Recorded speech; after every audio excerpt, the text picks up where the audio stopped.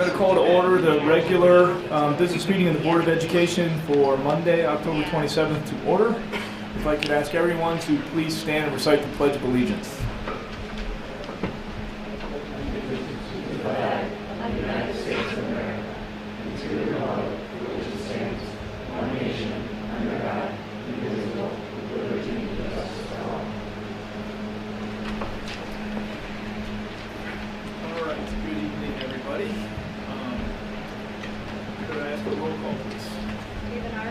Here. Here. Here.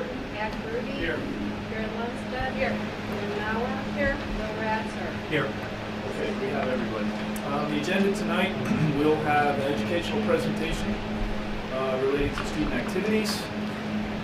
We will adopt our 2014 levy and discuss a resolution for the abatement of the bond and interest levy, the superintendent's report.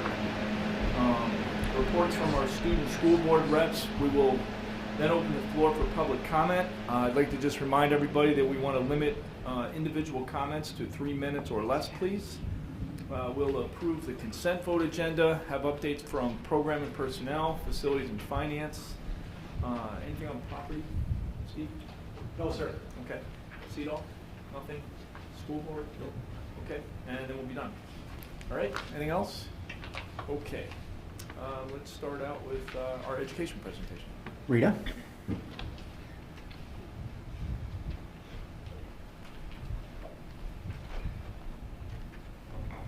I'm very pleased to announce tonight that we have an exciting student activities presentation facilitated by Deborah Beagle, Student Activities Director at Vernon Hills High School, and Jennifer Ulick, Student Activities Director at Libertyville High School.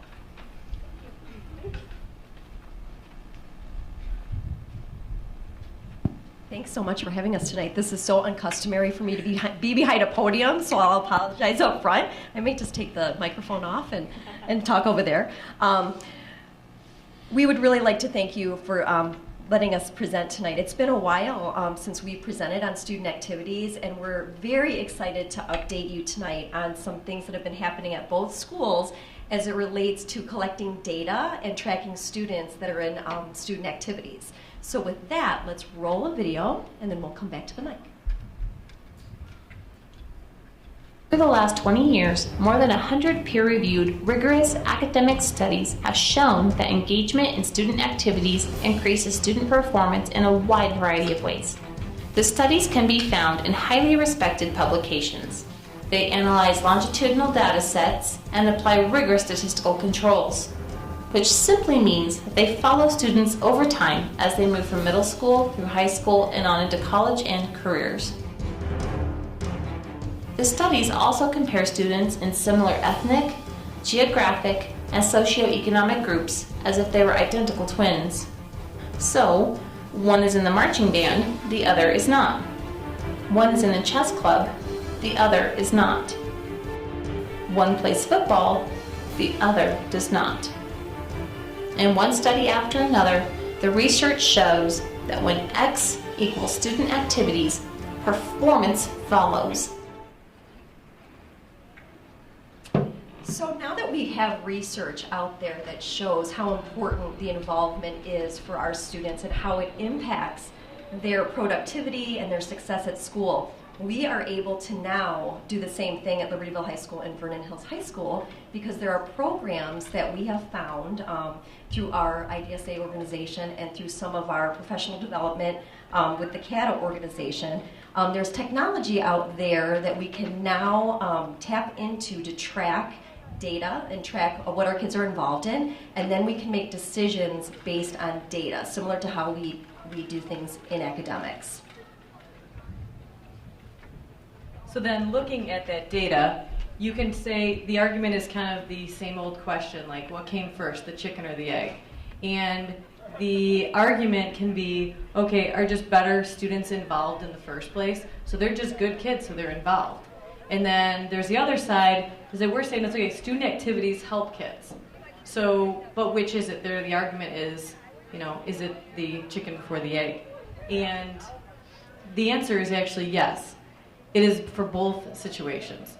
So with being able to track information with the 5-star student program, we can now find those uninvolved students and help them become more successful. And here's a little quick video on that. Oops. They're the result of a simple but powerful equation that emerges when students get involved in a school-sponsored, adult-supervised, student-driven activity. Minneapolis-based Search Institute calls this the equation for human thriving, and research pioneered by Dr. Peter Benson has shown that when a young person discovers their spark, the thing that lights them up, their talent, interest, and passion, and when they can build relationships with 3 significant adults who are not their parents, those champions can connect the student with opportunities that allow them to thrive. The student activities equation and the human thriving equation follow the same formula, and when you do the math, the results speak for themselves. So Debbie and I always talk about how wonderful it is to be an activities director in our district because our kids participate. We are so fortunate that so many of our kids are in sports or fine arts or activities, but what really does that look like? Do we have a number on what kids are involved in? So what we did, we found a program called 5-Star Students, and it's a data program that tracks what kids are involved in. So we can upload all of our information in terms of what kids are participating in activities, what activities they participate in, what athletics, what fine arts. We can also track kids as it relates to what sort of events they participate in. So are they going to dances? Are they doing the canned food drive? Are they doing a lock-in? And those sorts of things. So when we found this program, we did a summer curriculum project in 2013. We got an innovation grant for scanners because what we can do with the scanners is scan kids' IDs, and that puts data into the program. And then we have staff volunteers as well as our advisors inputting information into the data program. So with that, we want to unveil some information that we have for you. Okay, so how many students did we reach last year at Vernon Hills and Libertyville? So now, one of the things that we did a little different is, this is again our first time running the program. So at Vernon Hills, I entered all the student activity data, so we have 46 clubs, so we made sure that all the advisors got that information. And then I had a staff member that was working on some educational classes, entered in the fine arts data. We didn't want it to be one more thing that somebody else had to do at that point, because we wanted to say, okay, what is this data going to show? Is it going to be something that we're going to use? And then I also had some help with Paul Bretner in terms of entering the athletics. So the Vernon Hills data has all 3 areas inputted. So the data that we have, that we collected, which is very amazing, is that in at least one activity, we have 80% of our students. And participating in 2 or more activities, we have about 63%. So we know that there's going to be some outliers in that data. We know that there's some students that may be participating in something outside of, the school. They're scouts or they're equestrian or figure skating or something like that. But for the most part, that's first time we've ever been able to say that. And we're not counting students twice. We're not saying, hey, here's athletics. If they're in athletics or in fine arts, we've counted that student as once versus doubling that data because we have this program to do that for us. Then moving on, let Jen report on Libertyville. So getting back to what Debbie spoke of, we only tracked student activities at Libertyville, so those are only students that are in our clubs, of which we have 56 clubs. So as you can see, 62% of our students are participating in at least one club, and 35% are participating in 2 or more of those. So I'm really excited to enter our fine arts and athletic information this year to see how those numbers change. All right, then of course the math person in me started getting a little crazy with the data. I really could spend hours with this program. But so I'm looking at this, I'm like, okay, well now I'm going to break it down per class and then per gender and like all these different things. Now compare it to the grade point average, and then how do I find the students that are not involved in anything? How do we get them in? And we sometimes will kind of recruit kids to be involved in assemblies, but we're like, hey, if you want to be in the assembly, you have to be getting good grades. And I've noticed that when I'm reaching out to them and saying, hey, if you really want to be a part of this, you need to be passing your academic classes, and I can't be pulling you out of class. You've got to be doing, your academic work. And you notice, like the video said, you notice that these students have then that spark, something to motivate them. And like the video said, it's not necessarily their parents, it's somebody else. So we really strongly believe, okay, well now where are we at? Who do we market? And as student activities director, we're like, we got to get those freshmen involved right when they get in the door. And so this I found very interesting because I'm like, okay, which class is, the most uninvolved class? And then tracking it from year after year, will it be consistent? Will it always be the sophomore class is at the lower involved class, or is it the freshmen because they're not, they're a little hesitant to get involved? So the data that we found, and again, this is at Vernon Hills for all activities, fine arts, and athletics combined. And I was actually surprised that our least involved class was our senior class. Now the argument can be made, okay, some of those seniors are leaving for work, they're saving money for college. Also, but you can look at that as saying, okay, athletics becomes more selective by senior year.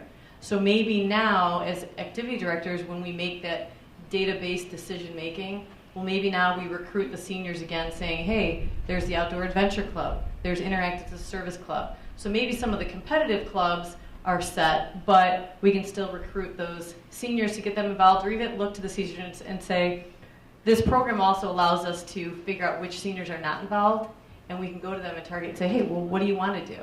What things do you want to be involved in? So again, looking at the Libertyville data, and again, this is just for clubs that students are involved in. If you take a look at the percentage of kids involved in one activity, it's kind of cool to see that it increases each year. But again, we see a little bit of a drop when they become seniors, and Debbie was referring to the fact that sometimes that might be because of other obligations and things that kids are involved in. So it'll be really interesting to compare, like you had said, some longitudinal data year after year to see how these numbers change and think about what things impact the change in those numbers and in the data. All right, so just taking a quick glimpse at the 5-star student, it's obviously a very complex program. We can get a lot of data from it. It also is an app, so on our phones or our iPads, we can scan students in at different events. So I just did a few screenshots of my phone, and just to show you, okay, so if I go to Vernon Hills and I scroll through the list of names and I picked on Natalie because she's here and she said it was okay. So if I clicked on Natalie and then I selected the activities that she's involved in, it's got the activities she's involved in the 14-15 school year, what she was involved in last year, and so according to research, your guaranteed success rate, woo, Natalie!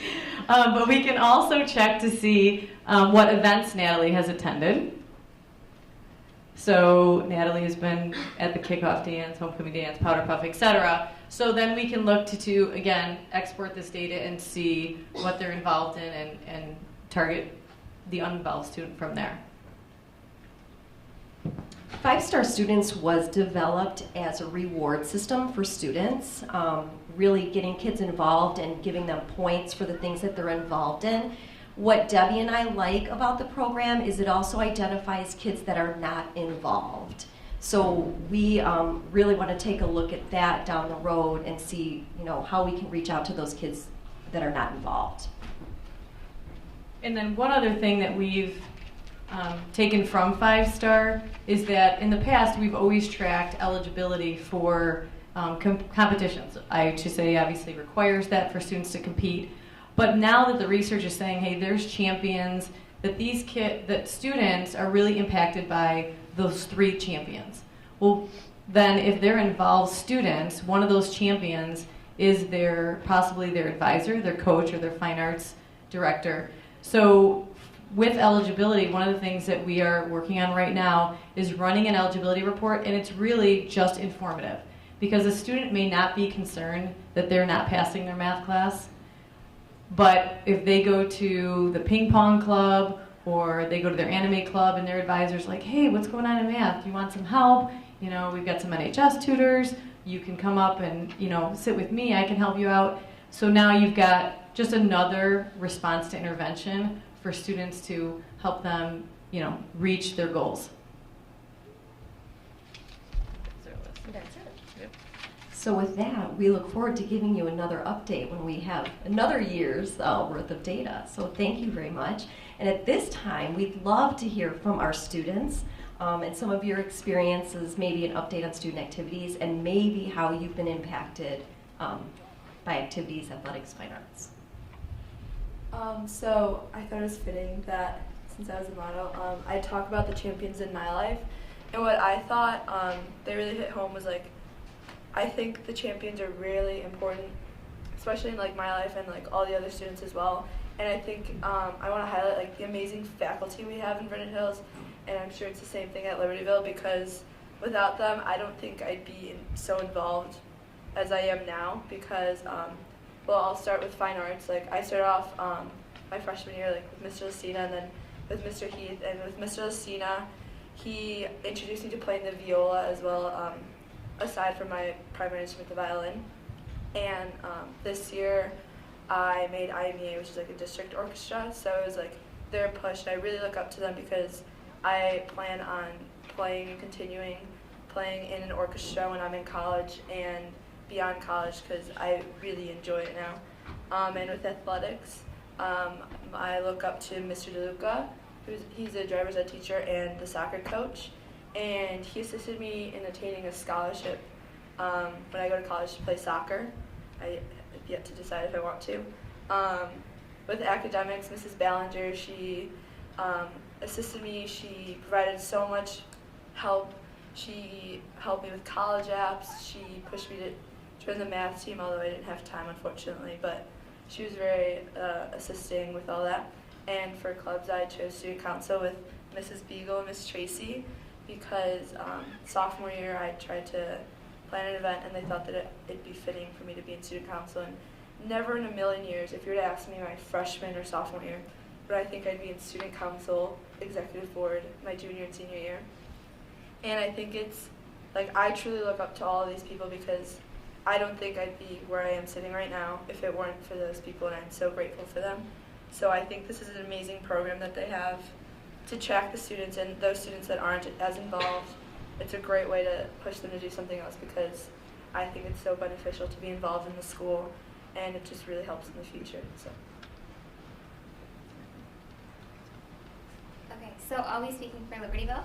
So basically what I was asked to talk about is the role of participation in student activities and how that plays a role into their success in high school and also in college. So what I believe is that service, sports, academics, and fine arts, they all contribute to two main things, and that's leadership and collaboration.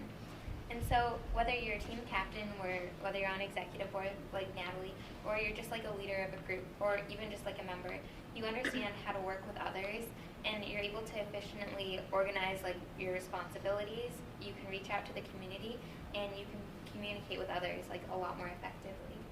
So for an example of this, I participate as a lead in the Relay for Life event, which is in April, and we're like just doing planning right now. But we would like to work with like Cat TV to maybe produce some more videos, to be able to get the word out to the rest of the students, and to be able to just promote and produce like a lot of people who would love to like get involved. And then we also work with National Honor Society to recruit volunteers.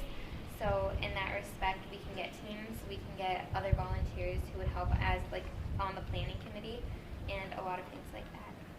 And then we also work with local businesses to help support the event. So with that, you get a lot of collaboration between clubs within the school, but then also in the community. And that's what you need in the future, like for getting a job, for being in college. Like those are all like the things that just basically are like a part in like what people look for when they're interviewing for things. So.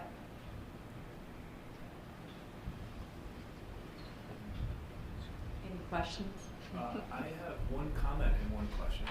So, first of all, I'd just like to say thanks to you and all of our faculty and staff colleagues for all the extra work that you do to make these programs so successful. I mean, I know we frankly have a tendency to just blow it out on our academic numbers that we track all the time, but I really think it's a lot of the things we do in these extracurricular programs should make our students as articulate as these guys are, as mature as they are. And you know, I know from my own firsthand experience, obviously through my own kids and their friends and the others I've met through the community, it never ceases to amaze me the kind of young people we're sending to these college campuses, how well prepared they are. Again, not just academically, but really to be the leaders on campus that I think a lot of other people aspire to. So I think the programs you guys run are just absolutely fantastic. And again, I just want to say thanks to you and all your colleagues. My one quick question is, where did the inspiration behind this program come from? And what made you take this on as a project? And we actually, Jen and I have taken professional development to the CATA conference, which rotates between, it's the California Association of Directors of Activities, which is noted as the top program in the country. So when we've gone to that conference, this is where the 5-star, it's actually a program based out of California. And both of us being on the state organization here at IDSA, we're like, you know what, this is pretty cool. Let's bring it back to Illinois. So the two of us combined with some other schools around the area, we're like, let's try this. And then since then, we have a lot of the schools, it's actually growing. Originally it started out with just a few of us just close by that were marketing or trying the program out. But that's where it really came from, was that conference, and then bringing it to the Illinois Directors of Student Activities. And with Jen and I both being on the exec board, it's nice to be able to then bring it to Illinois and share it. And we help organize the state conference. And we actually had the people who run this company come out and present at our conference in Illinois. And they've been great out here. And they've also, their support's been great because it's a little different. Like Jen said, originally in California, they had a lot of hard time supporting their activities. And so it was also as a rewards program. So they've also kind of tailored the program a little bit to fit Illinois schools a little bit better. yeah, that's great. I especially appreciate. Yeah, I think the only thing to add is I think our particular interest was always how to get kids involved. Like, we can hire great advisors and we can plan really cool events, but is that what is getting kids involved? And so hopefully by tracking things, we can really take a look at what's motivating kids. And this 5-star program is used in a lot of schools that have, like you said, problems with activities and kids are not involved, so it's rewarding kids for their involvement, which we don't really have a problem of kids getting involved. But what about those kids that aren't involved? Because there is a small number out there, so can we then target that population? So. Yeah, and I think that's one of the neatest parts about this. I mean, I don't know that we've ever tapped into that in this way, so I applaud that effort. Yeah, and that was like Jen said, our key thing is finding those students, and then especially with knowing all the research that we've learned behind student activities, like, okay, if students have these champions, and I know that we have, like these guys said, we have advisors that have kind of taken one of those students under their wing that wasn't involved and showed that student, and they turned around and kind of become successful, and that's, you know, extremely motivating to, you know, help a student become more successful. I'd like to piggyback on something Dr. Grudy said when preparing our kids for college, and when these students go away as a freshman in college, they're away from home for the first time. The research also shows similar, impact at the college level, that the more the students are involved in activities and things, not only academically, but the extracurricular types of things, that the better they do, and especially as they're going away from home for the first time, and it helps them acclimate to that environment. And I think this program sends our kids away very comfortable working in programs, dealing with, meeting new people and really getting involved in things that they may not have thought of before, but will only go to help, become the leaders at those institutions as they go out in the world. And I do, go ahead, Alex. Oh. The only thing I'd say is it's nice that you want to draw kids in, but as your data matures, I'd also look outreach perhaps, see what's drawing kids out to outside activities and start to understand those. I've seen several examples where a passion's out there, and instead of drawing them in, you may want to push them out. And just something to think about over the next several years as your, your data matures. I just had a question real quick too. As you are compiling all this data, getting this wonderful information, and you talk about it, and even before this, I'm sure, you sometimes you have to share information about maybe a problem student's having with another person. Are there any privacy issues that kind of you have a little bit of a, like, boy, now that we've got all this, we got to be super careful with? Are there any areas that you're making you more heightened about this information is great and having all this, but it does bump up the level of having to protect it at all, or is it not that different than what you already? Like Jen and I have, like the, master ability or access. So the advisors are really kind of entering data and can track the number of students that are coming to their clubs and things like that. But in terms of like exporting the data and reading through the data and all of that, that's kind of at the, Right. And like even just something as simple as like Natalie, I'm like, hey, do you care if I pull you up on the screen in front of everybody? Well, and I just want to note for the record, these two women are also very humble. They have taken time certainly to thank and congratulate the sponsors, but I want to make sure the community knows that both of these women have served in high leadership roles in the state activities organization. They have both served as presidents, correct? And they have been actively involved and are highly regarded by their colleagues. So we are very fortunate in this district to have two activity directors that can devote their time to this important part of student growth and development. So we want to take a minute, I think, and give you a round of applause on behalf of everyone and the two of you as well. Thank you.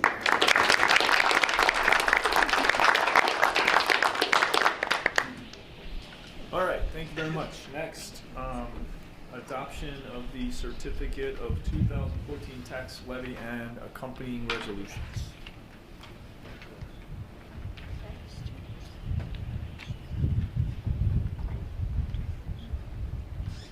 The process for the levy started sometime in April of 2014 when we started to discuss the amount of abatement, our fund balances, our tax rates, and the burden on our taxpayers.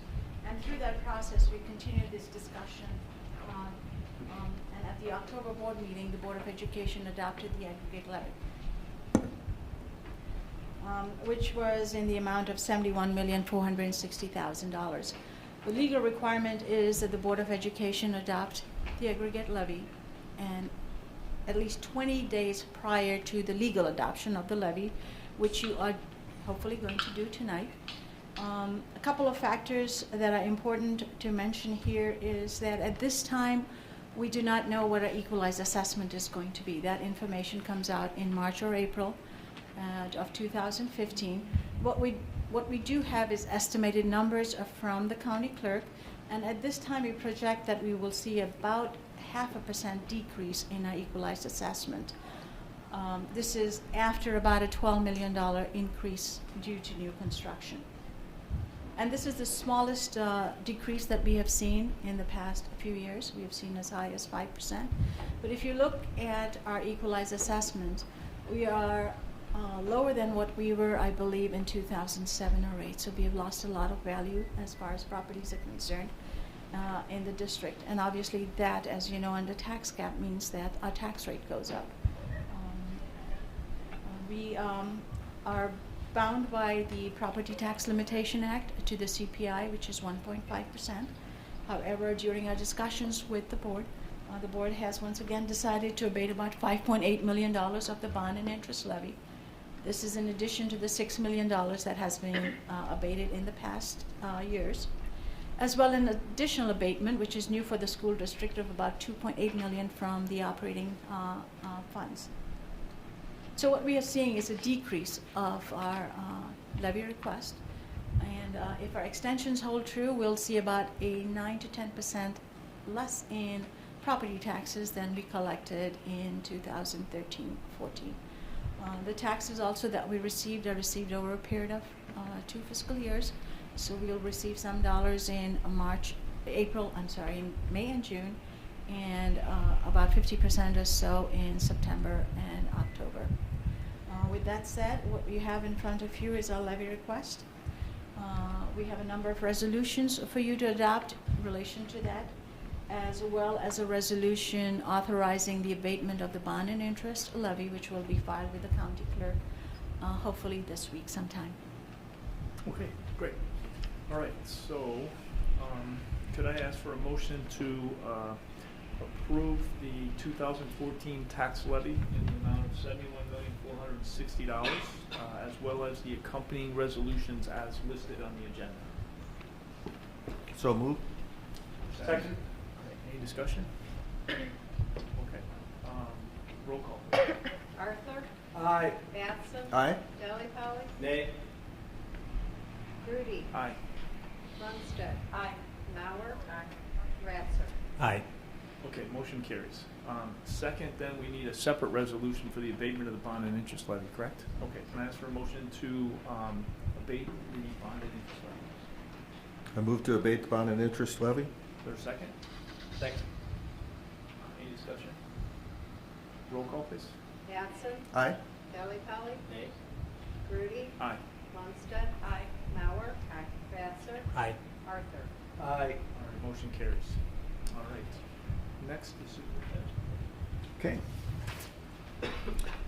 Well, we're going to start with good news tonight, and school continues. We get more and more good news. First, the National Merit Scholarship Corporation has released the names of the 2015 commended students. The following 31 LHS and VHHS seniors have been recognized as scoring in the top 34,000 of 50,000 high scorers. And that is many millions of students that took the test, just so we have clarity on that. From LHS, Alaya Ani, Jonah Brame, Sean Bruno, Brent Cow, Rosanna Chen, Cameron Kuzmanko, Maya D'Souza, Sean Duffy, Samuel Gold, Laura Janisek, Benjamin Comers, Hannah Lampinen, Caitlin McKernan, Ava Polzin, Megan Kwan, Jane Recker, Pooja Sajiv, Haley Schuler, Ryan Tang, and from VHHS, Afreed Ahmed, John Brandel, Emma Ferguson, Grace Gao, Caitlin Grammons, Eric Hornstra, David Levering, Jessica Nee, Ariella Panos, Shubham Patel, Adam Weinberg, and Maria Unovich. So congratulations to all those students. Congratulations to VHHS senior Kristen Guglielmi on being named recipient of the DAR Good Citizen Award. The DAR Good Citizens Award and Scholarship Contest, created in 1934, is intended to encourage and reward the qualities of good citizenship. The award recognizes and rewards individuals who possess the qualities of dependability, service, leadership, and patriotism in their homes, schools, and communities. These students are selected by their teachers and peers because they demonstrate these qualities to an outstanding degree. So congratulations to Kristen. The following students were named LHS October Students of the Month: Anna Pearson, Kate Amuller, Anna Ferrugia, Haley Laska, Jessica Bringle, Clay Fife, Sheila Griffin, Charlie Murphy, and Ali Gatit. 78 District 128 student musicians were selected to the Illinois Music Educators Association District 7 festivals, the highest individual honor that a high school musician can receive. 4 VHHS students were selected among the best pit orchestras in the state. As a result, they will perform in the All-State Play Pippin, January 8th through the 10th at the University of Illinois. These students are Scott Neer in percussion, Scott bass guitar, Sherry Lee, cello, and Kevin Bowes, violin. And last but not least tonight, LHS senior Ankur Rastogi, who I think we all know and is with us tonight. Raise your hand again, Ankur. Has just been named an intern in the Penwazi, how'd I do with that? Pretty close. Health Careers Program at Advocate Condell Medical Center. The program provides an early opportunity for high school junior and senior students to learn firsthand about health-related careers. Pronounced Penwazi, the name combines the three things a health professional always carries: a pen, a watch, and scissors. Penwazi has been an active student volunteer program at Condell Medical Center for over 50 years. So I think we can give you a round of applause. And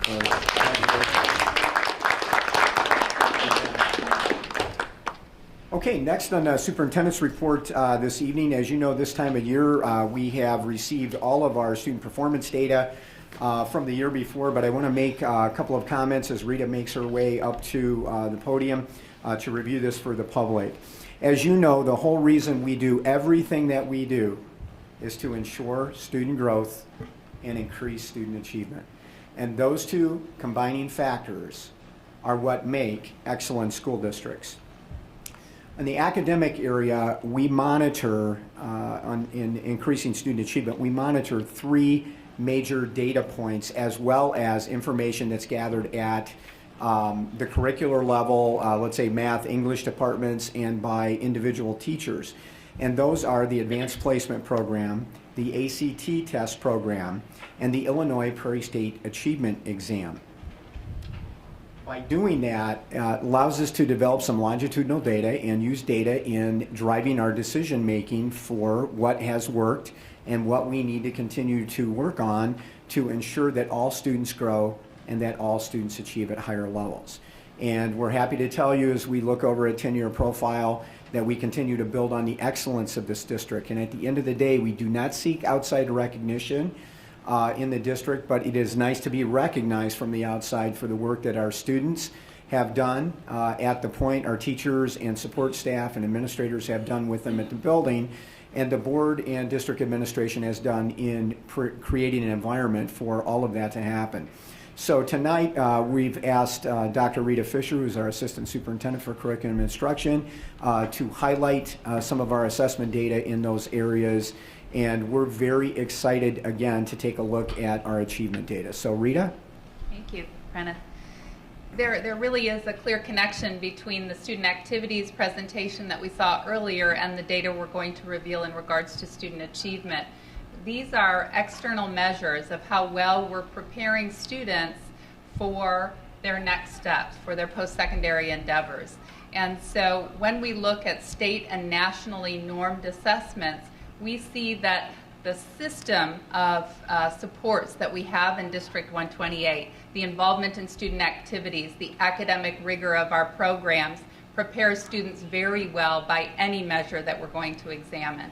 So the first set of data is in regards to our advanced placement program, and we're looking at growth in the program as well as increased achievement. Some of the most significant data, and this chart is not meant to be read in its entirety, but what it represents is the kind of growth and achievement in the district that few districts across the nation can point to. In 10 years, we've more than doubled the number of students who are experiencing rigorous advanced placement curriculum in District 128 classrooms. We've also more than doubled the number of total exams administered. And while doing that, we've ensured that 123% more exams are earning scores of 3, 4, and 5, which often earn placement and credit at universities across the country. We've also increased by 130% the scores of 4 and 5 on exams that are more readily accepted at some of the more selective institutions across the country.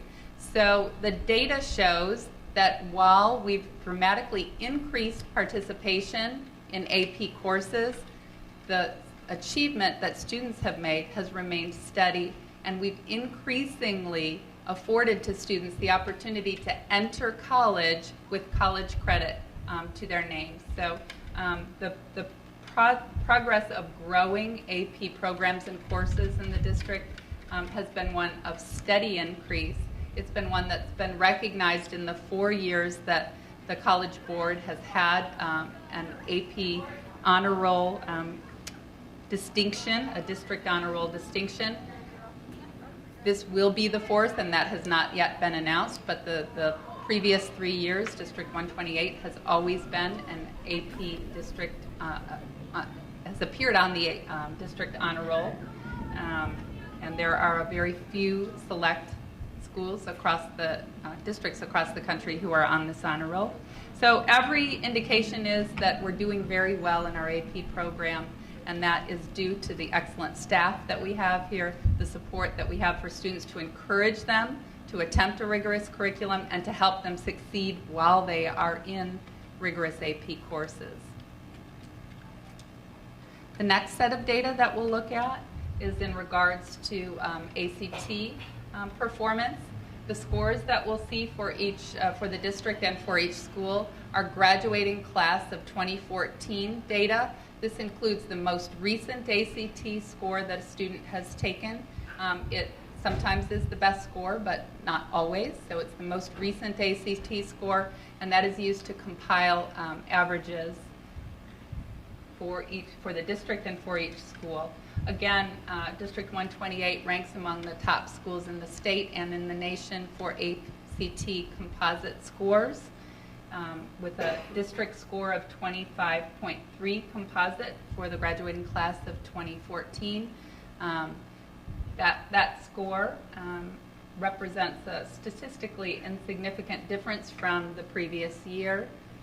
So we're holding steady and doing very well by all accounts in terms of ACT averages.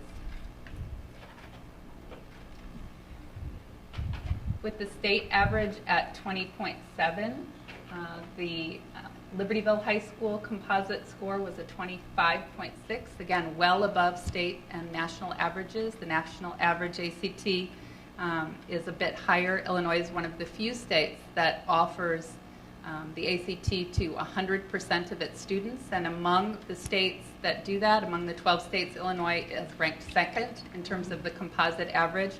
So the Illinois composite average is healthy for states across the nation. The District 128 average and each school's average is far above that state average. So our students are doing exceedingly well. Vernon Hills High School composite score of 24.7, again, far above the state average and consistent with its previous score. In addition, we look at Prairie State Achievement Exam data, and this will be the last year that we present Prairie State Achievement data, as this is 2013 was the last year of the administration of the Prairie State exam. In spring of 2015, excuse me, I said 2014 was the last year of PSAE data. In spring of 2015, the PARCC exam will replace the PSAE as the state's accountability measure. Fittingly, District 128 Prairie State Achievement Performance composite was the highest it's ever been in 2014, with District 84.4% in reading, meeting or exceeding standards. And each school, again, showing in reading an increased performance from the previous year. So the 84.4 in reading is the highest district score, as is the 85.7 in math district-wide, meeting or exceeding standards, and the 84.2 in science, meeting or exceeding standards in 2014. And that is the last slide in our PSAE achievement data. Just, Rita, thank you for tracking that data for us. And a couple of things just in perspective again, and Rita certainly hit these things, but just again for our community so they're aware. 10 years ago we started a journey, or 12 years ago, when former Superintendent Dave Clough came to the district and began to review the advanced placement program and saw an opportunity to open doors for more students to take those classes by encouraging students to take those classes and providing necessary support for them to be successful. There was some wisdom in the field, and maybe at some schools there still is that wisdom. I think it's misplaced wisdom, that you limit honors programs to the students that you think can be honors kind of student material. And as a result of that, you keep your results high because you have you have only the top students. And so what District 128 has demonstrated over the last 12 years, and certainly the last 10 years when we've been tracking data, very heavily on this. As we've doubled the number of students, our pass rate at 3, 4, and 5 last year was actually higher than it's ever been. So by opening doors for more students to take those and encourage those students, giving them the confidence to take those classes, regardless of whether they even take the AP test, by taking that course, they're being exposed to a very rigorous curriculum. And the students that take the test at a very high rate here, and an increasing rate, are doing the best they've ever done in the history of this district. So that's one thing. The other journey is on ACT, and about 10 years ago, our average ACT composite in the district was in the upper 23s, which still would place us probably among the top 5% of high schools in the entire state, if not the country. Our composite is well into the 25s, and that's kind of a magic threshold for ACT, and LHS has been as high as 26 on the ACT as we work in bands from different classes. So again, you can see that growth over time, and as Rita pointed out, in the final year of Prairie State Achievement Exam, we have logged our highest scores in the history of that state test.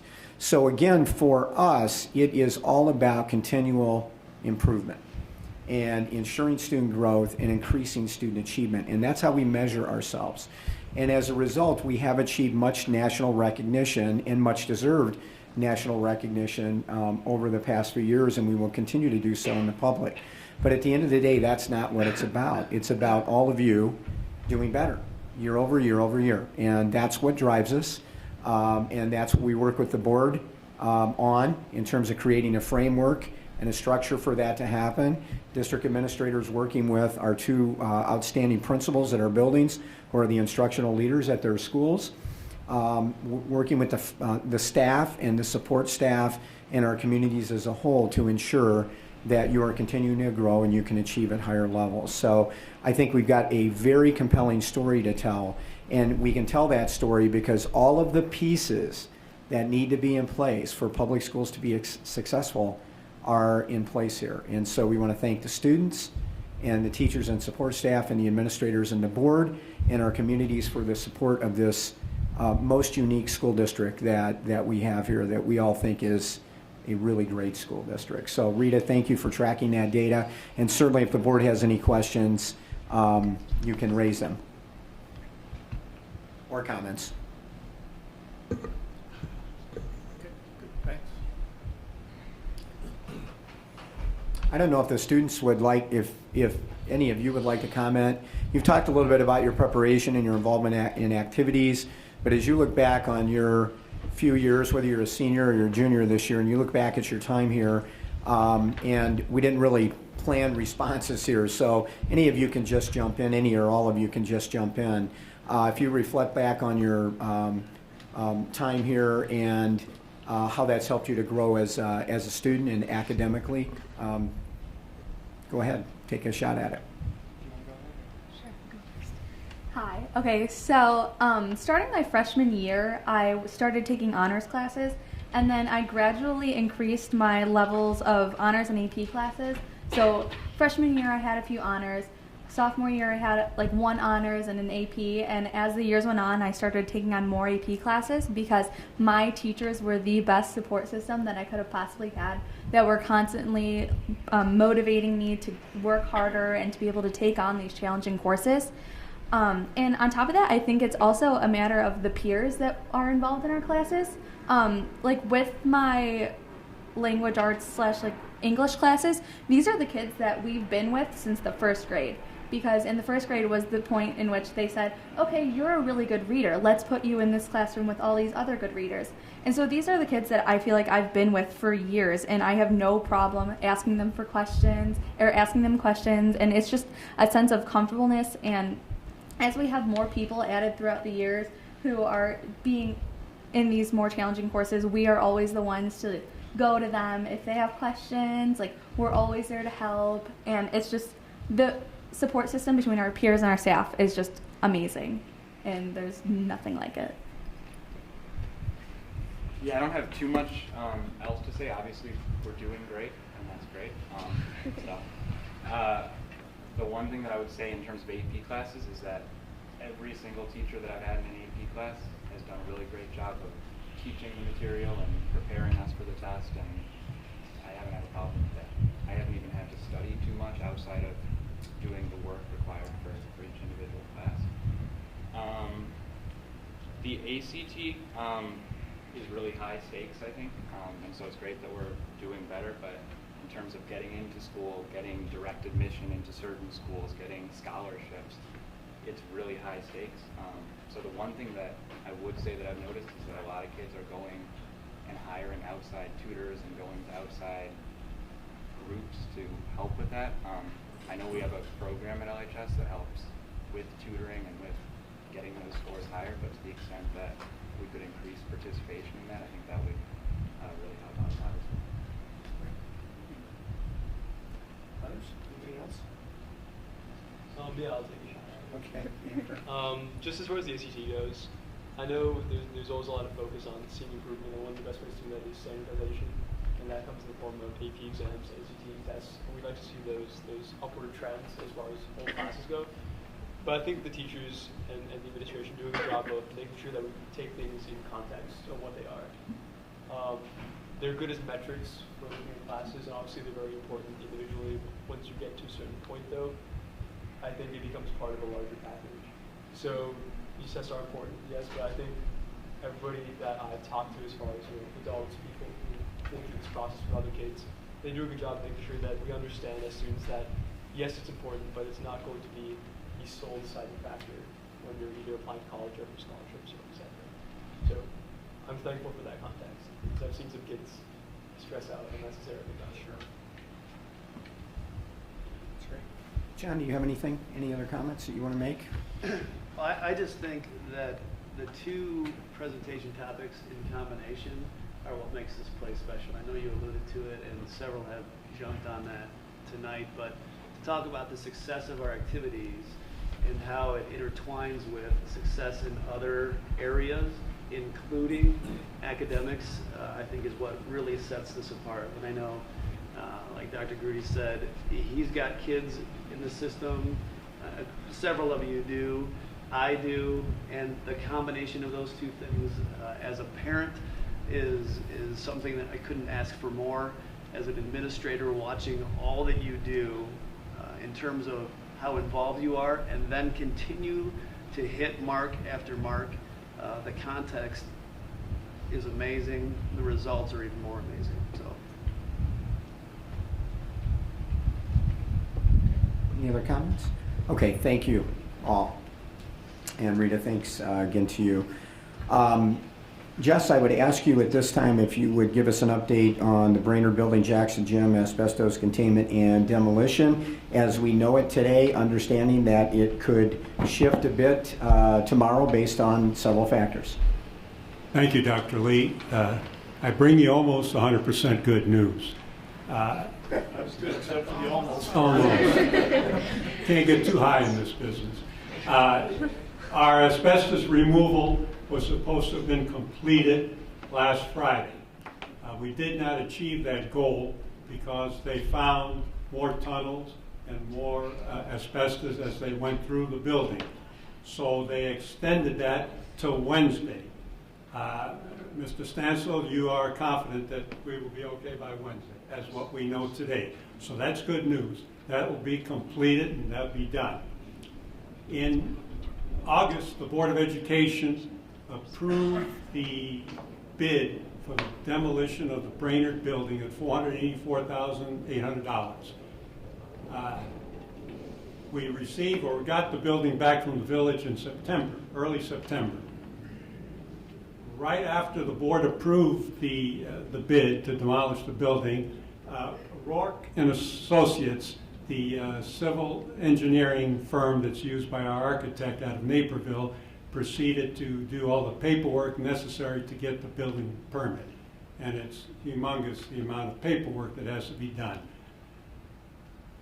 It was submitted to the village on the 16th of October. The village, to its credit, did a quick turnaround, and this Friday afternoon, we were in receipt of what other information they wished to us to provide. So as of this morning, If I was a betting man, and I'm not, I would have said that we are nowhere close to being ready to demolish the building in a week, 2 weeks, or 3 weeks. But as the day went by, lots of things fell into place. We have some issues still that need to be resolved, such as tree protection. The village is not clear if we're tearing down any trees, and if we aren't, how are we going to protect them? The silt fence that has to go around the property, they had questions of that. The need letters from Commonwealth Edison and North Shore Gas about the disconnecting of the utilities. North Shore Gas has been achieved. We're working on ComEd now. Then also we needed a special insurance certificate naming everybody in the village, I think, as another insured. I'm being facetious, but it was voluminous, the amount of requirement that they needed on that. The other issue that is holding us up is we need to have a pre-construction meeting. Again, to the village's credit, instead of making this outfit come all the way from Michigan, they're letting us have a phone conference with all the parties to be. We are trying to get that set up for Wednesday or Thursday. With that being said, if everything that I've just said falls into place, it looks like next week we'll be able to start on the demolishing of the building. Monday, if everything would have been okay, was the date we had targeted as the start date. Would have been kind of too quick. They need time to mobilize and bring their equipment and set up and so forth. So as of today, I'm hoping that sometime next week. Oh, and I forgot, we also have to analyze, we got a change order for saving the parking lot at the east side of Brainerd, and that change order came into $90-some $100. We need to see how much it's going to cost us when we do it ourselves, if we accept that in the spring. And those are the issues that we're facing with right now. So it could be worse. So I feel better than I did when I got up this morning. Any questions? Oh, I wish I could answer that. I think it was 3 to 5 weeks. Chris, how long? 3 to 5 weeks or less? What was the question? Just do they have an idea of how long? It'll take about remove the building? Yeah. No more than 6 weeks, they said. There are some parts of the building that we're actually saving. Actually, a few parts of the building that we're actually saving for the dedication of the site itself.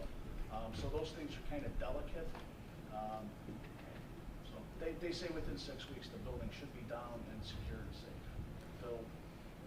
Thanks, Chris. Thank you. Is there any, 6 weeks actually takes us into December, right? So are there any circumstances that might result in them not being able to finish? No, sir. No.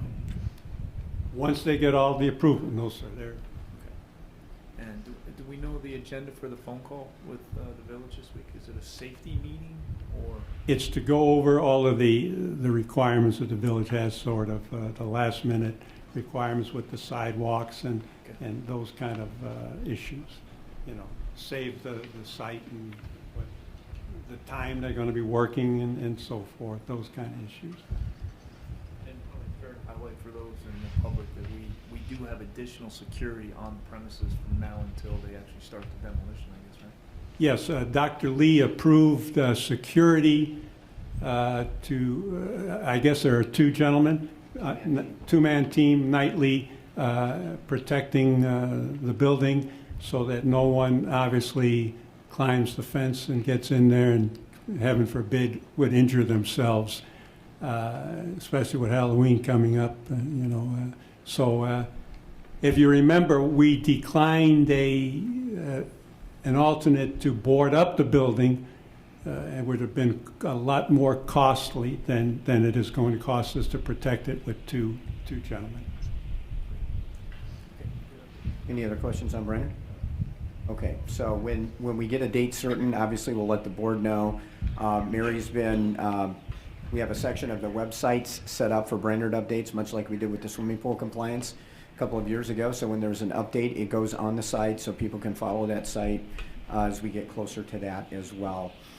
We have 3 donation acknowledgments tonight. First of all, we'd like to acknowledge Mike Elkins from the Goodman Family Foundation.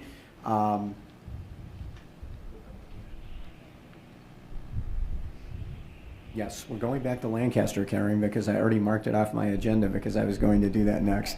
So we'll come back to Lancaster. Thank you. Again, Mike Elkins from the Goodman Family Foundation. We want to acknowledge receipt of a $4,000 grant from the Goodman Family Foundation in support of the drug and alcohol prevention programs at Libertyville and Vernon Hills High School for the first semester of this year. We're very appreciative of that for our continuing work. Also to Mr. Craig Hunter, I want to acknowledge receipt of his donation of clothing to be used by the drama department at Libertyville High School. And we'll do a shameless plug for Spam-A-Lot now. That's coming up at Libertyville pretty soon. I'm sure the students are going to tell us about that. And also Jeff McClurg, president of LHS Cats. We want to acknowledge his receipt of a donation of $25,000 from Parent Cats for the Libertyville High School Cafeteria Courtyard Improvement Project. That was $25,000. Okay, so obviously a big thanks to them as well. And now back, after we've built some suspense up, to the Lancaster Detachment petition. Just to bring the community up to speed very quickly, the board is aware, and certainly the administration, at the school, the Lancaster subdivision, which is at the north end of the district, is currently not in District 128 or Oak Grove 68. Currently is in Warren Township High School district, and also Woodland Elementary District has been since the first house was built there. That community went through a legal process with the Lake County Board of Trustees to detach themselves from Woodland and Warren and come into Oak Grove and District 128. We and the three other districts involved opposed that detachment. We prevailed, I think, on a 6-1 vote at the Lake County trustees after about seemingly many nights of hearings in that process, many more than they normally have. The Lancaster residents appealed that decision to the circuit court. The circuit court overturned the regional board. We appealed that to the appellate court. We recently received a decision at the appellate court has upheld the circuit court's decision, meaning that in the absence of any other legal intervention on July 1st, 2015, the Lancaster subdivision would detach from Woodland Elementary, Warren Township High School, and would come into Oak Grove District 68 and District 128. It's interesting that the appellate court ruled that they could not find an educational benefit for the students to come into our district, which is usually how those decisions are made. And they veered off of what has been the traditional path of decision making there, and they also took things into account, such as the increased value of the homes of the detaching subdivision if they come into another school district. The danger here, of course, is not Lancaster. The danger is that the court, in making a ruling like that, and I sent something to the board today from several school legal firms that are now beginning to cite this case as a tremendous exception to the way the detachments are normally ruled. So what could ultimately happen is the courts are redrawing school district boundaries. Okay, so once you add a subdivision north, south, east, or west, then you've now made the district larger. And the contiguous districts, now you have a different set of neighborhoods that are closer to your district that can then detach and come into your school district, et cetera, et cetera, et cetera. So this goes way beyond the 4 districts involved in here with the nature of this decision, and talked with the board at the Facilities and Finance Committee meeting earlier in the month, and all 4 of the boards are in agreement that we will take this case to the Illinois Supreme Court. It's up to the Supreme Court whether they actually accept the case or not. There's about a 50-50 chance there. And if they do accept the case, then there's a 50-50 chance that they might rule in our favor, because the Supreme Court is not going to take a case that they already know the answer to, that's already been decided. So if we get into the court, we have a chance to prevail at that. And I think we had some very good conversation with the board about the merits of this. Our district, because of many of the things that we've talked about tonight, has been the subject of detachment petitions from around the district for a number of years, and likely will continue to be well into the future. But understand, as we gain students and property, other districts lose those students and that property value. And again, you are creating larger school districts and configuring the district differently by the court system in terms of doing that. So we will obviously keep the board and community apprised of that if we move forward, as we move forward. Also, the board will note that you have 2 FOIA requests this evening, which obviously we have and will comply with. And then 3 real quick hits under other tonight. First of all, we have developed a partnership with a very similar school in China over the last 8 or 10 years.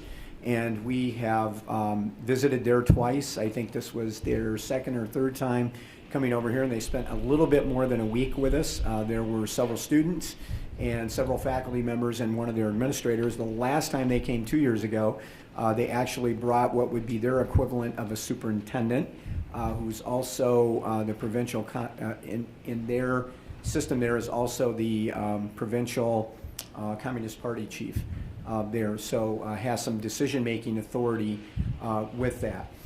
Karen was good enough to come over and meet with the students, and faculty and their administrators, and we had a nice 2-hour session with them. They spent the week visiting both schools and doing some other activities in the Chicago area, and stayed with our families while they were here. As the board will recall, a year ago this past summer, after our last visit there, we had some conversation about wanting to extend that partnership with the school in China, and they have great interest in doing that. To the point that we talked about creating some 1-semester opportunities for our students to study. There they would be able to create a very unique experience for our students, including maybe some internships with some Chinese businesses while they are there. And in turn, their students can come over here and study for a semester, maybe do some teacher-administrator exchanges.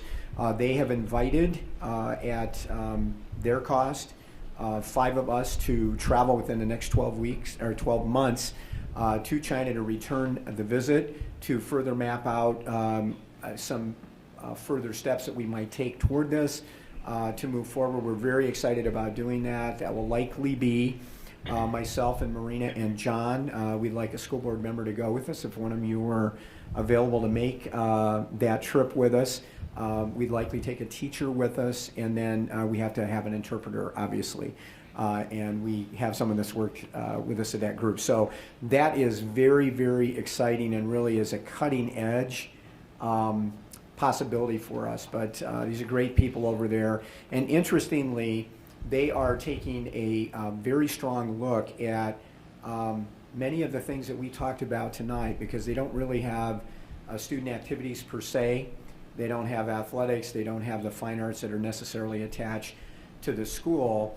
And they notice a lot more engagement of the learner. It's a typical Asian model where it's instructor driven, and it's to prepare them for taking an all-important test at 2 or 3 different points, which will determine what high school they go to, will determine if they have the opportunity to go to college. This particular school is number 4 ranked in the entire country of China, and the way they establish that ranking in China is the number of students from their graduating class that get accepted at Beijing University, which is the Harvard of China. So it's a very high-performing school, but they're very interested in the Western or American model of education and engagements of students, and the freedom. I think they kept using the word, the students and the teachers kept using the word, your students are freer in class, meaning that they interact with the instructor at a level that they don't do. So this is a really exciting possibility. So when we go over there, we'll have an opportunity to talk further about what that could look like, and then we'll come back and have some conversations with the board. Second, we've spent some time with the board talking about Senate Bill 16, which the public has read about a lot about, in the news media, which would work the funding formula for public schools in the state. We have great disparities in funding in the state, really based on what your zip code is. And whether you grow up in a rural town in southern Illinois or you happen to be in an area that's fairly middle class to affluent, like we live in this area of Lake County. The problem with the bill right now, as we've reported to the board in the past, is that there are too many large losing, particularly suburban districts, in the rebalancing of the funding formula. For example, District 128, under the most recent numbers, would lose $1.2 million a year, and when you multiply that times 10, okay, now we're looking at $12 million over a period of time. So that becomes a substantial amount of money. And so where districts who are desperate for funding and can't provide that locally would gain significant resources, it would, over the long haul, create the same kind of hardships with a number of other districts in the state. So we've been working with legislators over a long period of time to slow that train down. It was passed in the Senate last spring. It has to be passed in the House, and we got some good news this week. The chair of the House Elementary and Secondary Education Committee, Linda Chappell-Lavia from Aurora, who's part of the Democratic leadership in the House, announced that the bill will not be called in veto session or the lame duck session before the new legislators are seated, and several folks that were initially proponents of the bill have now backed away from the bill when they've looked at the data to see how it would affect their local school district. So there's a need. The formula needs to be rebalanced. It needs to be tweaked more to avoid more losers in the district. So we'll continue to report to the board on that. And Pat, I think that includes probably my longest superintendent's report for a while. Okay, All right. Thanks. Good. Okay, now officially, the student school board reps. Who's going to go front? Not even up there. Who's going to go first? Oh, yeah.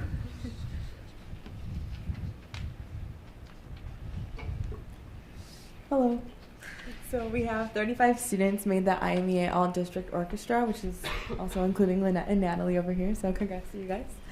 Our musical, Guys and Dolls, was actually having rehearsal right as we were walking in on this night. So that first performance is October 30th, and we'll be continuing through the rest of the week. Choir Fest is on November 5th, and our orchestra is finally preparing for their concert on November 18th. And as soon as that festival is over, band will begin preparing for their festival on November 8th. Athletic-wise, we have boys golf achieved 9th in state this past weekend, and both girls cross country and boys cross country will be attending sectionals this weekend. And sadly, our boys football team could not make it to the state playoffs. They lost this past game against Lake Zurich, which was a deciding factor. Unfortunately, we couldn't pull through. Student activities-wise, they're starting to plan the variety show, which is on December 4th, and there will be a guest appearance from a 17-year-old. We recently had our homecoming dance about 3 weeks ago. It was a great dance. I was there, and I know both of these ladies were there as well, and we had a great time. I know everyone else that was there had a great time as well. There was a much higher attendance percentage, which was a great success for student council. They did an excellent job at planning. Libertyville, you guys take it away. As far as athletics go, Wildcat football did make it to the state playoffs this year. We'll have our first round versus Lincoln Park in a bid. Among other notable achievements, cross country completed both the IHSA conference and regional tournaments, and both girls and boys teams are moving on to the sectional race in Schaumburg this Saturday. Extracurriculars, as Dr. Lee pointed out earlier, our theater department is putting on a show of Monty Python Spamalot, and that'll be going on November 6th, 7th, and 8th, so about a week and a half. You guys look forward to that. The annual Wish fundraiser has begun, so Wish is a community-level charitable fundraising campaign Liberty Bowl runs every year. We have class coordinators that we organize as an entirety of the school. So that just started. We have our first informational meeting for leaders this Wednesday, and that'll be going on over the course of the next 2 months or so, up until around Christmas time. And then finally, on the academic side of extracurriculars, our debate team had their first tournament of the year a few weeks ago at Schaumburg, and we placed very well. Our novices, who were the most of the kids to go because the PSAT happened to be on the same day, they did very well. Eric Chen actually received an honorable mention. And then finally, in terms of social and community issues, homecoming dance as well. Ours was about 2 weeks ago, October 11th, and it's getting better every year, and it's great to see it both grow as an event and in terms of attendance. This year we had foosball, ping pong tables, and massage chairs in the portion of the cafeteria that was not allocated to water, and the portion of the gym that was not allocated to dancing. So a nice change, and it was fun to see. LHS held their annual Cat Tracks Career Fair this month. We drew representatives from local national organizations as well as companies, and gave students a chance to explore potential career paths, things maybe outside of the traditional going, for college and professional career. And then finally, upcoming events. We have the blood drive this Saturday, November 1st. So looking forward to that. A nice chance to get back in more ways than just fundraising and academics.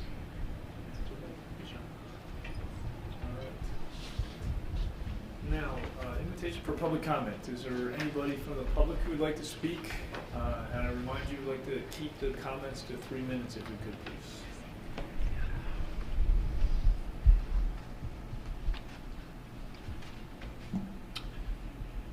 Tim Anderson, 821 Bartlett Terrace, Libertyville. I'll refrain myself from saying I'm back. Some of you remember me from past school board days. The reason I wanted to address you was picking up on the demolition of Brainerd. Many years ago, and Jess can probably give me the date, when you created the new gym, you took all of the fill, in essence the clay out, and dumped it on an open gym field that was used for gym classes. It now sits there neatly sodded or neatly covered with grass, but it's still a giant hill that can't be used for anything. You even have signs asking people not to get on the hill and play on the hill. So you gained a gym, but you lost an athletic site. Having walked the site many times before you put the fill in, it was large enough for a full competition lacrosse. If you moved a few, what I would deem junk evergreen trees and some shrubs, you could have had a full competition football field there.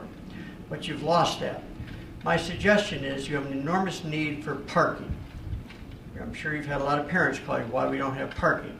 Last week for the Stevenson game, you had to bus people from the train station over because the Brainerd parking's been lost. So what I'm going to suggest is, as long as you're going to fill in the hole, why not use as much of that clay as you can to fill in the hole so that you can regain an athletic field right outside the doors of the school, one that you had before, regain that one, take that footprint of the two buildings that apparently you're just going to put gravel on for now, just put some simple blacktop on it and stripe it so the students and parents can have the parking that's so desperately needed. I know you have master plans of options because you made them available to us at the town hall meetings on the referendum issue of the Brainerd. So you have plans, phase 1, 2, 3, or 4 different options. But apparently you've not picked one. We knew that as soon as the referendum failed, you were getting the school back. So what I'm suggesting now is you may want to accelerate how you wish to use that piece of property. It's going to be a big open space. The community is going to notice it.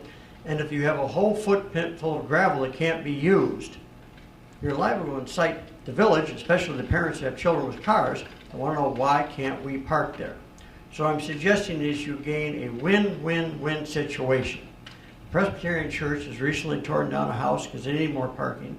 The village is under pressure not to give the Presbyterian Church more demolition permits because the rest of the homes in the neighborhood that are not owned by the church do not want to have parking lots all around their house.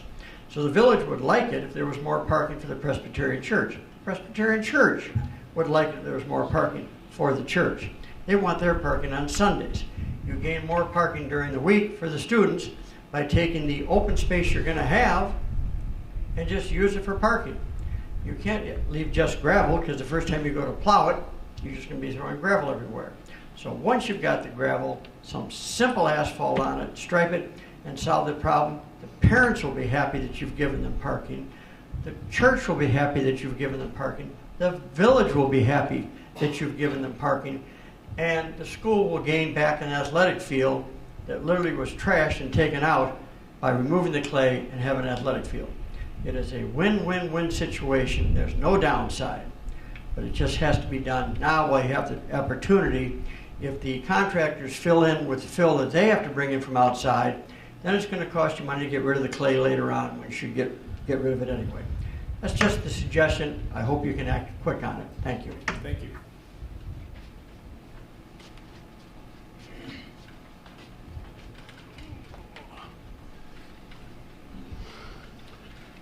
Jerry Verbatim, 319 Carriage Hill Circle, Libertyville, Illinois. Every time I come here and listen to the presentations, I'm very, very, very happy to realize that as a community we have an excellent education system, and I applaud you.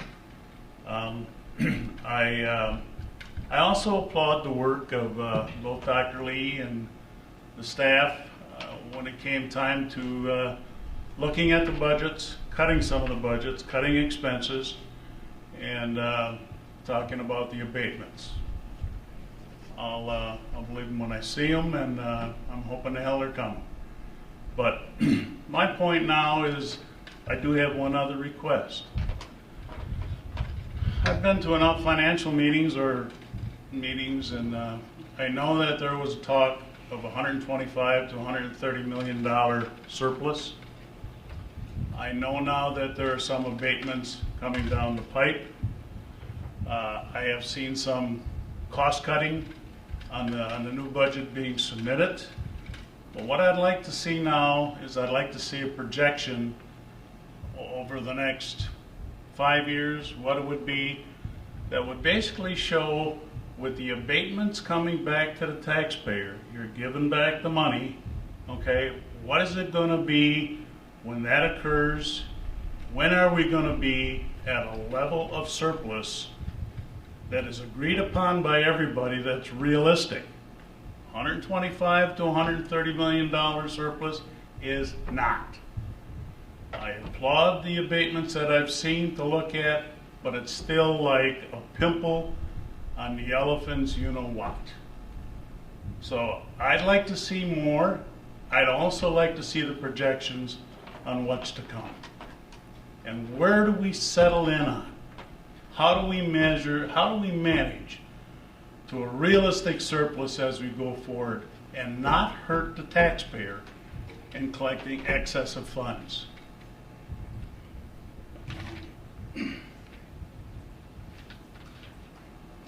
One other thing that I would like to request, you know, I saw an awful lot of good things tonight, and I'm looking at that and I'm saying, boy, if I'm a new family coming into either Libertyville or Vernon Hills, how do I justify the amount of taxes that I'm paying?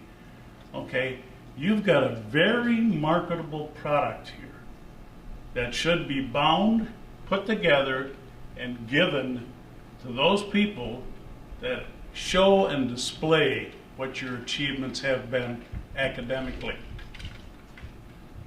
Do we have it? I don't know, but if we don't have it, boy, I sure think we need it. Okay.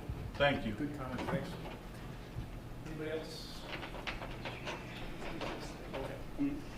All right. Next, the consent vote agenda is listed.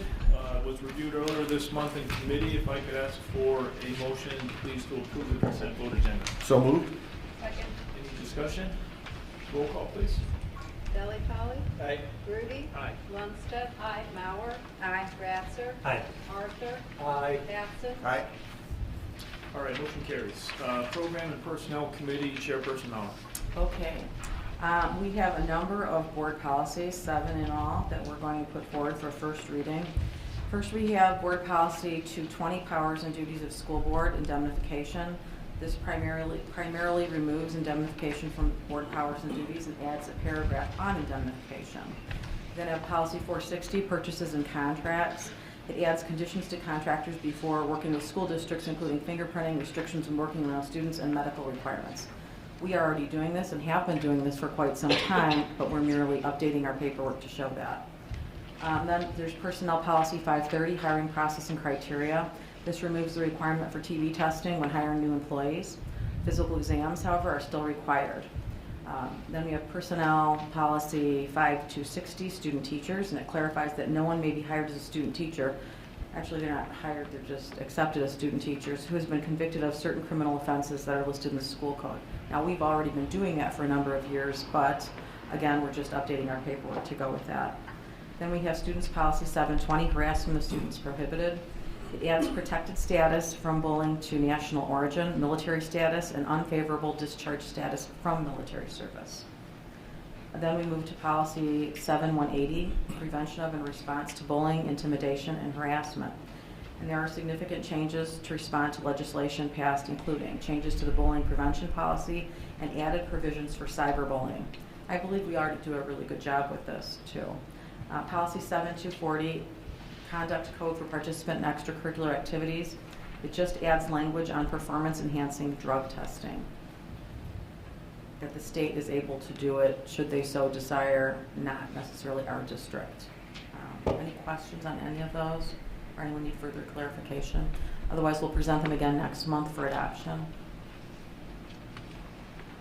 Okay, then next on the agenda, we have educational tour requests, and there are 15 of them. So we need a motion to accept those 15 trips. So moved. Second.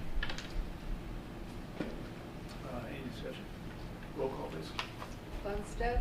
Aye. Mauer. Aye. Ratzer. Aye. Arthur. Aye. Batson. Aye. Delli Polly. Aye. Grudy. Aye. Okay, motion carries. Finally, employment of employees. We have one certified staff replacement hire. So we need a motion to approve that hire. So moved. Second. Any discussion? Roll call, please. Mauer. Aye. Ratzer. Aye. Arthur. Aye. Batson. Aye. Delli Polly. Aye. Grudy. Aye. Lundstedt. Aye. Okay, and Motion that carries. concludes the report. Thank you. Facilities and Finance Chairman Batson. Thank you, Dr. Grudy. We have two items. Both are bid awards. The first one is at Libertyville High School, the exterior temperature pipe bid. Jess, do you have any additional information you want to share? Yeah, this started back in December when Chris, Mark, and Alex were meeting with our architect and our mechanical engineer about the new heating plant that we were putting in, and it was discussed, would it be all right if we, or would it be a good idea if we move our pipe above ground and over instead of burying the pipe like happened to us in December when we had the leak and all kinds of heck broke loose at old LHS. So we did recommend that we do this. The bids came in, $293,000 from Amber Mechanical out of Elsip, Illinois. That number includes $40,000 in allowance, which means if nothing goes wrong and we don't have an unforeseen situation happen, we keep the $40,000 and comes back to us. So it's a good bid, and it was within the estimate, and we'd like you to approve that. Okay, thank you. We have a motion, a second, please. To accept the bid as just outlined. Second. Any discussion, comments? Okay, we have a roll call. Ratzer. Aye. Arthur. Aye. Batson. Aye. Delli Polly. Aye. Grudy. Aye. Lundstedt. Aye. Mauer. Aye. Okay, motion passes. The second bid recommendation is for two student activity buses. Any additional information? We received 3 responses for our bid for 2 activity buses, 1 for each building. We are recommending tonight that the bid be awarded to Southern Mobility for 2 2015 Collin DH416 buses. We're also going to be trading in 2 of our older buses, so the net cost of the bid is $79,820. Okay. We have a motion and a second. I make a motion that we accept the bid from Southern Mobility. Second. Any discussion, question? Okay, roll call, please. Arthur. Aye. Batson. Aye. Delli Polly. Aye. Grudy. Aye. Lundstedt. Aye. Mauer. Aye. Ratzer. Aye. Motion passes. That concludes facilities and Just finance. one other, so with respect to Brainerd, I mean, we expect to hit that in earnest in spring, right, as far as? Yes. Then we pretty much decided on Green space, reconfiguration of existing parking. If you think about Brainerd as a rectangle, the parking would go down the back side. Plans are for a permanent storage facility out there for equipment, 2 permanent washrooms to replace the portable toilets that Bryant needs to have out there several times a year, and the balance of the property will be green space for student use. And the gazebo. And the gazebo or a remembrance on a corner of the property for the building. Okay. All right. No property, no CEDAW, no Illinois Association of School Boards. Motion adjourned. Second. All in favor? Aye. Thank you. Good night, everybody.